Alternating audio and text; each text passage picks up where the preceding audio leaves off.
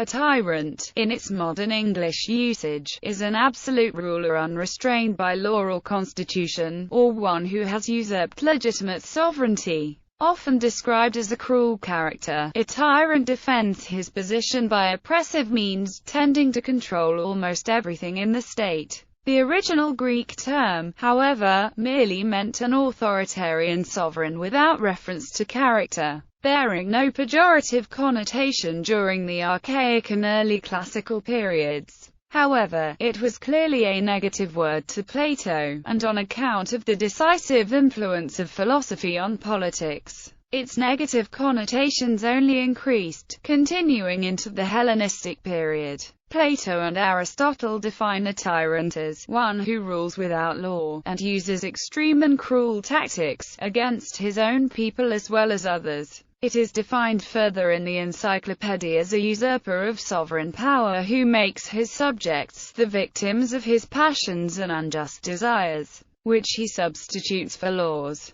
During the 7th and 6th centuries BC, tyranny was often looked upon as an intermediate stage between narrow oligarchy and more democratic forms of polity. However, in the late 5th and 4th centuries BC, a new kind of tyrant, the military dictator, arose, specifically in Sicily. Etymology. The English noun tyrant appears in Middle English use, via Old French, from the 1290s. The word derives from Latin tyrannus, meaning illegitimate ruler, and this in turn from the Greek tau upsilon rho alpha nu omicron sigma tyrannus, monarch, ruler of a polis. Tyrannus in its turn has a pre-Greek origin, perhaps from Lydian. The final T arises in Old French by association with the present participles in ant. Historical forms. In ancient Greece, tyrants were influential opportunists that came to power by securing the support of different factions of a deme. The word tyrannus, possibly pre-Greek, Pelasgian or Eastern in origin, then carried no ethical censure. It simply referred to anyone, good or bad, who obtained executive power in a polis by unconventional means. Support for the tyrants came from the growing middle class and from the peasants who had no land or were in debt to the wealthy landowners. It is true that they had no legal right to rule, but the people preferred them over kings or the aristocracy. The Greek tyrants stayed in power by using mercenary soldiers from outside of their respective city-state to mock tyranny. Thales wrote that the strangest thing to see is an aged tyrant, meaning that tyrants do not have the public support to survive for long. Corinth. In Corinth, growing wealth from colonial enterprises, and the wider horizons brought about by the export of wine and oil, together with the new experiences of the Eastern Mediterranean brought back by returning mercenary hoplites employed overseas, created a new environment. Conditions were right for Cypselus to overthrow the aristocratic power of the dominant but unpopular clan of Bacchiadae. Clan members were killed, executed, driven out or exiled in 657 BC. Corinth prospered economically under his rule, and Cypselus managed to rule without a bodyguard. When he then bequeathed his position to his son, Periander, the tyranny proved less secure, and Periander required a retinue of mercenary soldiers personally loyal to him. Nevertheless, under Cypselus and Periander, Corinth extended and tightened her control over her colonial enterprises, and exports of Corinthian pottery flourished. However, tyrants seldom succeeded in establishing an untroubled line of succession. Periander's successor was less fortunate and was expelled. Afterward, Corinth was ruled by a lackluster oligarchy, and was eventually eclipsed by the rising fortunes of Athens and Sparta. In Athens, the inhabitants first gave the title of tyrant to Pisistratus, who succeeded in 546 BC, after two failed attempts to install himself as tyrant. Supported by the prosperity of the peasantry and landowning interests of the plain, which was prospering from the rise of olive oil exports, as well as his clients from Marathon, he managed to achieve authoritarian power through an ambitious program of public works. which included fostering the state cult of Athena, encouraging the creation of festivals, supporting the Panathenaic games in which prizes were jars of olive oil, and supporting the Dionysia. Pisistratus managed to maintain his personal popularity. He was followed by his sons, and with the subsequent growth of Athenian democracy, the title Tyrant took on its familiar negative connotations. The murder of Pisistratus' son, the tyrant Hippicus by Aristogiton and Harmodios in Athens in 514 BC marked the beginning of the so-called cult of the tyrannicides. Contempt for tyranny characterized this cult movement. Despite financial help from Persia, in 510 the Pisistratids were expelled by a combination of intrigue, exile and Spartan arms. The anti-tyrannical attitude became especially prevalent in Athens after 508 BC, when Cleisthenes reformed the political system so that it resembled democratia. The 30 tyrants whom the Spartans imposed on a defeated Attica in 404 BC would not be classified as tyrants in the usual sense and were in effect an oligarchy. Aesymnetus and Aesymnetus had similar scope of power to the tyrant, such as Pittacus of Mytilene, and was elected for life or for a specified period by a city-state in a time of crisis, the only difference being that the Aesymnetus was a constitutional office and was comparable to the Roman dictator.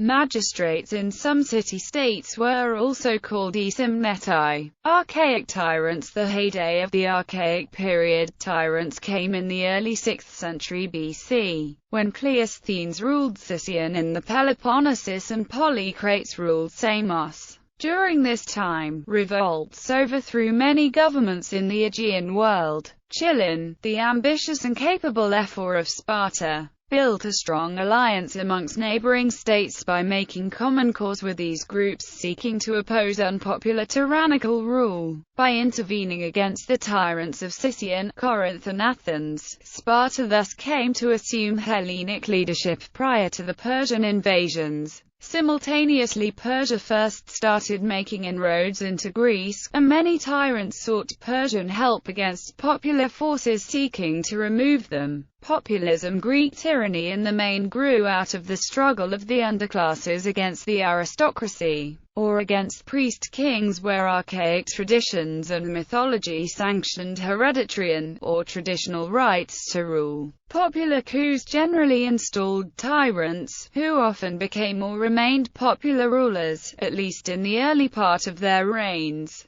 For instance, the popular imagination remembered Pisistratus for an episode, related by Aristotle, but possibly fictional, in which he exempted a farmer from taxation because of the particular barrenness of his plot.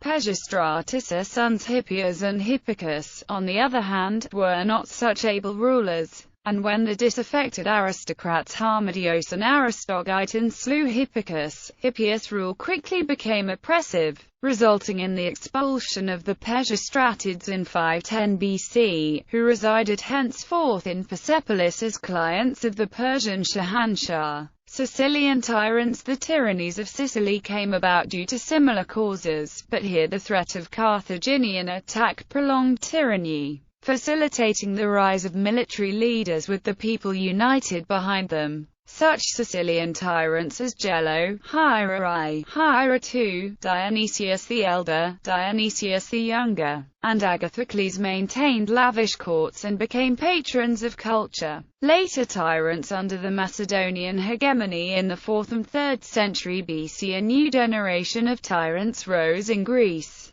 especially under the rule of King Antigonus II Gonatash, who installed his puppets in many cities of the Peloponnese. Examples were Cleon of Sicyon, Aristodemus of Megalopolis, Aristomachus I of Argos, Abantidus of Sicyon, Aristippus of Argos, Lydiadas of Megalopolis, Aristomachus II of Argos, and Xenon of Hermione. Against these rulers, in 280 BC the democratic cities started to join forces in the Achaean League, which was able to expand its influence even into Corinthia. Megaris, Argolis and Arcadia. From 251 BC under the leadership of Aratus of Sicyon, the Achaeans liberated many cities, in several cases by convincing the tyrants to step down. And when Aratus died in 213 BC, Hellas had been free of tyrants for more than 15 years. The last tyrant on the Greek mainland, Nabis of Sparta, was assassinated in 192 BC, and after his death the Peloponnese was united as a confederation of stable democracies in the Achaean League. Roman tyrants. Roman historians like Suetonius, Tacitus, Plutarch, and Josephus often spoke of tyranny, in opposition to liberty. Tyranny was associated with imperial rule and those rulers who usurped too much authority from the Roman Senate. Those who were advocates of liberty tended to be pro-republic and pro-senate. For instance, regarding Julius Caesar and his assassins, Suetonius wrote, "Therefore the plots which had previously been formed separately, often by groups of 2 or 3, were united in a general conspiracy. Since even the populace no longer were pleased with present conditions, but both secretly and openly rebelled at his tyranny and cried out for defenders of their liberty." Niccolò Machiavelli, building on this opposition, conflates all rule by a single person with tyranny, regardless of the legitimacy of that rule. In his discourses on Livy, he also identifies liberty with republican regimes. Whether he would include so-called crowned republics is somewhat unclear from the text. In the arts, ancient Greeks, as well as the Roman republicans, became generally quite wary of many people seeking to implement a popular coup. Shakespeare portrays the struggle of one such anti-tyrannical Roman, Marcus Junius Brutus, in his play Julius Caesar. Enlightenment. In the Enlightenment, thinkers applied the word tyranny to the system of governance that had developed around aristocracy and monarchy. Specifically, John Locke, as part of his argument against the divine right of kings, in his book Two Treatises of Government, defines it this way: tyranny is the exercise of power beyond right, which nobody can have a right to, and this is making use of the power anyone has in his hands, not for the good of those who are under it, but for his own private, separate advantage. Locke's concept of tyranny influenced the writers of subsequent generations who developed the concept of tyranny as counterpoint to ideas of human rights and democracy. Thomas Jefferson referred to the tyranny of King George III of Great Britain in the Declaration of Independence, and the concept was refined in turn to refer to the kings of France, the tyrants of the Terror, and to Napoleon I in turn during the French Revolution and subsequent regimes.